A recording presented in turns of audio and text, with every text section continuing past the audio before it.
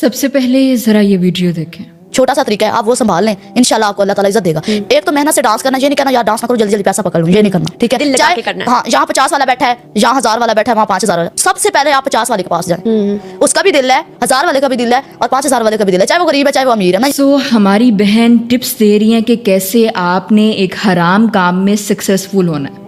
یہ steps follow کریں اور پھر دیکھیں اللہ آپ کو ایک حرام کام میں کیسے عزت دیتا ہے. میری بہن، آپ نے کہا کہ کوئی بھی مرد آپ کو بہن سمجھ کر پیسے نہیں دے رہا ہوتا. کوئی پیسہ دیتا وہ بہن بنا کے نہیں دیتا، سیدھی سی بات. میرا ایک معصومانہ سوال ہے کہ پھر وہ آپ کو کیا سمجھ کر پیسے دے رہا ہوتا ہے؟ بیوی؟ نہیں، دراصل وہ آپ کے ساتھ ایک حرام تعلق قائم کرنے کا خواہش مند ہے. جو آپ اپنا جسم ڈیفرنٹ اینگل سے اس کو دکھا رہی ہیں، وہ اس کے عوض آپ کو پیسے دے رہا ہے. آپ یہ مانیں کہ آپ اپنا جسم دکھا کر پیسے کماتی ہیں.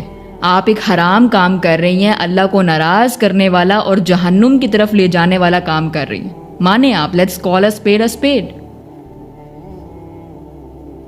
آپ ڈانسرز کی طرف سے جو کہا جاتا ہے کہ دیکھیں جی ہم تو 2 نفل پڑھ کر اپنا ڈانس شروع کرتے ہیں، یا پھر وہ ایک انکل کہہ رہے تھے کہ مجھے تو فلاں ڈانسر کا ڈانس دیکھ کر اللہ یاد آ جاتا ہے. نعوذ باللہ. کل کو پھر انکل یہ کہیں گے کہ میں تو شراب اس لیے پیتا ہوں کہ شراب پی کر مجھے اللہ یاد آ جاتا ہے. یا پھر ہماری کوئی بہن یہ کہیں گی کہ میں تو بسم اللہ پڑھ کر شراب پیتی ہوں. میری بہن، ایک گلاس پانی کے اندر صرف ایک قطرہ صرف گٹر کے پانی کا ملا دینا تو وہ پانی پینے کے قابل نہیں رہتا.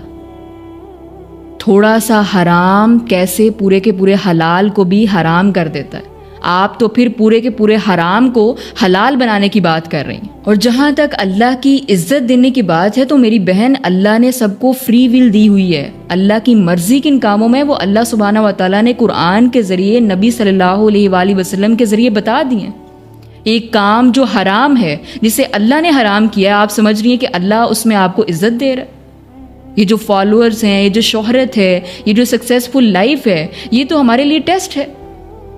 سورہ کہف کھول کر پڑھیں، اللہ سبحانہ و تعالیٰ کیا فرماتا ہے کہ انا جعلنا ما علی الارض زینۃ لہا، کہ یہ جو دنیا کا ساز و سامان ہے اسے ہم نے دنیا کی زینت بنایا ہے. لنبلوہم ایہم احسن عملا، تاکہ ان لوگوں کو آزمائیں کہ ان میں سے کون نیک اعمال کرتا ہے. تو فیصلہ نیک اعمال کی بنا پر ہونا ہے. حلال اور نیک اعمال ہی اصل عزت اور اصل کامیابی ہیں.